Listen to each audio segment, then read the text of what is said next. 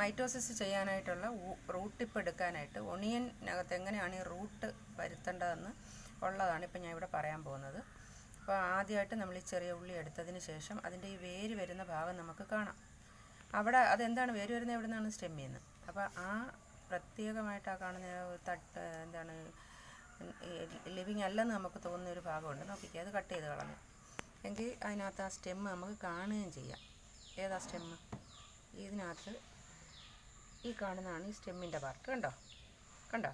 ആ, ഇതാണ്. അപ്പോൾ ഇതേപോലെ കട്ട് ചെയ്തതിന് ശേഷം നമ്മൾ മണ്ണിനകത്തേക്ക് ഇങ്ങനെ കുഴിച്ച് വയ്ക്കണം. കുറച്ച് ഭാഗം മാത്രം ഇങ്ങനെ പുതച്ച് വെച്ചാൽ മാത്രം മതി. ഒന്നും കൂടെ കാണിക്കാവേ. ഇതേപോലെ നമ്മളതിനെ കട്ട് ചെയ്യുന്നു.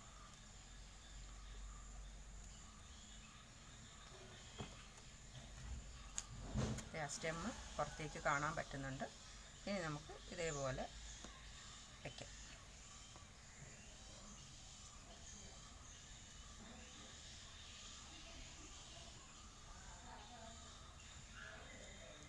സ്റ്റെമ്മില്ലെങ്കിൽ അവിടെ കൂടെ വരത്തില്ല. മൊത്തം കട്ട് ചെയ്ത് കളയരുത്, വളരെ കുറച്ച് മാത്രമേ കട്ട് ചെയ്താൽ മതി.